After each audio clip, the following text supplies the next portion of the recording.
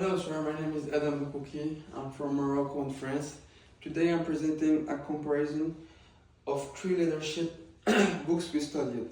The first one, Leadership Orbit by Made Madison, Ongoing Tomorrow by William Furt, and Wave Making by David Evans Shaw. Before I start, I wanted to say why this matters. Leadership isn't only something for CEOs or managers. We see leadership in everyday situations, in sport teams, group projects, work shifts, and even in friendships. And the big idea across these books is that the leadership is a skill you practice, not something you magically have. My goal today is simple. First, I will summarize what each other First, I will summarize what each author is really trying to teach. Second, I will compare the books, what they have in common and where they differ. Third, I will explain what lessons are most useful to me personally and why. And I will keep the focus on real life application. Not just definitions, but what these ideas mean and looks like in a real team, like a soccer team, a workplace, or a student group. By the end, you should see how these three books fit together into one leadership system.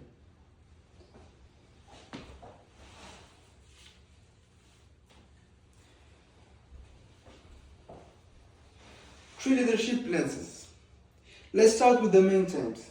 First, Leadership Orbit by Matt Madison, as you can see here. So, the core message is that leadership is not a title, it's a choice. He talks about the leadership lie, the belief that you need formal authority to lead.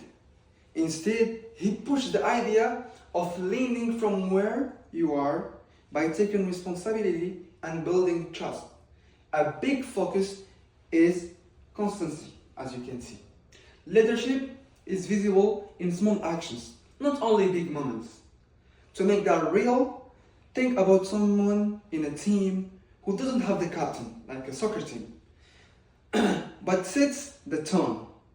They show up early, communicate clearly, and do the right thing when nobody is watching. That's the type of leadership Madison is talking about. Second, Ongoing Tomorrow by John Furt. Furt focuses on disruptions. His big point is that disruptions is happening everywhere. Everywhere. Technology shifts, markets changes, people change, and leaders cannot just react like this, They need to prepare and adapt. But the key difference is that Furt stress structure, like its leaders should use planning tools like models, frameworks to connect the vision to execution, as he can say.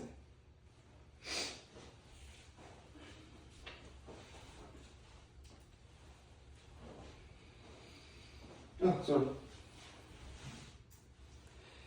And also, what I like, honestly, what I like about Furt is that he doesn't treat leadership like motivation only.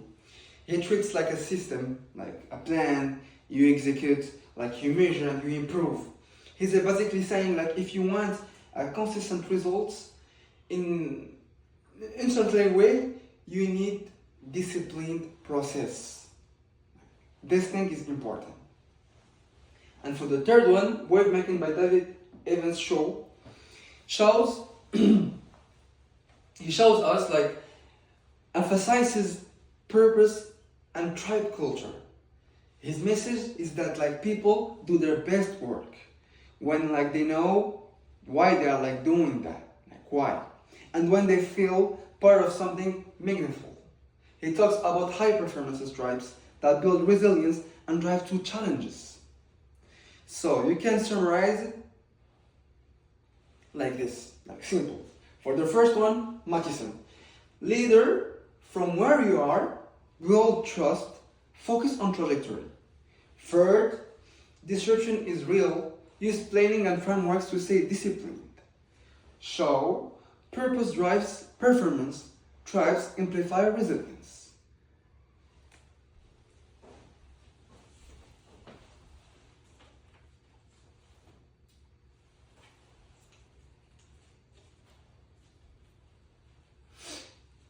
Now we're gonna more talk about what the books have in common. Like the first similarity, it's purpose before action. All the three authors like say, if you don't know why you are doing something, your leadership becomes random. Purpose is what like keeps decision making consistent. It's what helps you choose what matters when things get harder. Second similarity is habits and micro wins. Every book says momentum is built through consistency, not through one speech, not through one big day, but through repetition. This is exactly how sports work too, as a goalkeeper. In training, nobody becomes like great from the first session. Like you become great from repeated small efforts and feedback. Third similarity and last one is trust and accountability. These authors all treat trust like a performance tool, not just a relationship tool. When trust is high, teams communicate faster, they waste less time, and they adapt better. When trust is low, people hide mistakes, avoid responsibility, and the team slows down. So overall, these books agree on something important. Leadership is a system where purpose guides actions, habit, and also trust allows the team to perform under pressure.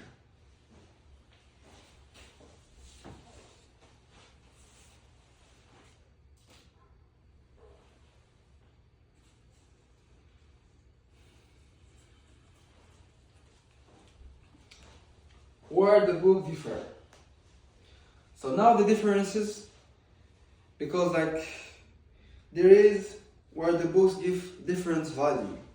Matheson is focused on the individual leader's credibility and sustainability. He talks a lot about trajectory versus altitude, meaning don't focus on status, focus on direction. He also emphasizes self-care and boundaries. The idea is you can lead well if you are burned out. Leadership is not like only pushing others, it's also managing yourself. Fourth, he's more strategic and operational. He is the author who would probably ask, what's the plan? What's the metric? What's the process?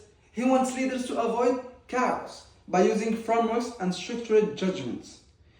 But Shaw is culture and purpose driven. He cares about tribe community and resilience. His view is that leadership is about building an environment where people thrive. He stresses exploration,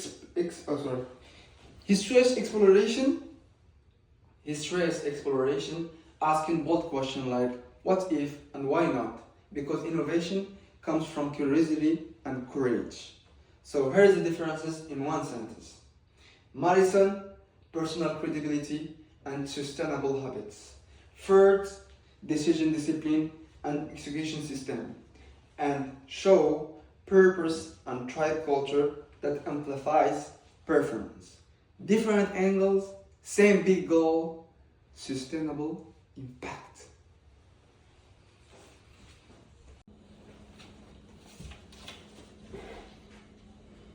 My strongest analysis. Most applicable lessons, trajectory over studies. This is important. Like trajectory is more important than studies in leadership. The best leadership is not about position, it's about direction, discipline, and growth. Consistency, feedback, momentum, and impact, as I said before. Now, what this means for me as a student, athlete, and future leader. For me, the strongest concept across all the three books is trajectory. I'm an athlete, and in sport, we understand trajectory naturally. I'm a goalie, I play soccer, so for me, the best thing is trajectory. You can have like one great game, but real success is built over time. Training, recovery, discipline, mental focus, and consistency. Madison's message hits me because it matches that leadership is proven through habits, not like words or speeches. It's how you behave daily, your communication, your discipline, your reliability. That's why I would say leadership orbit is the most useful to me right now. It gives me like a daily leadership standard I can apply in school, sports, and also my work. But also third is very valuable because I'm building business and professional goals too. Third gives the structure how to make decisions when information is incomplete, how to plan without being read, and how to use feedback loops. In business, you cannot rely on feelings only. You need to measure, learn, and adjust, and show is extremely useful in team environments. In soccer, performance is not only about individual skills.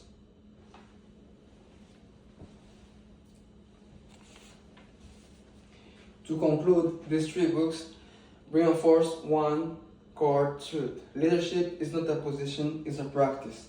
Madison shows that leadership starts where you are, built through trust and consistent habits.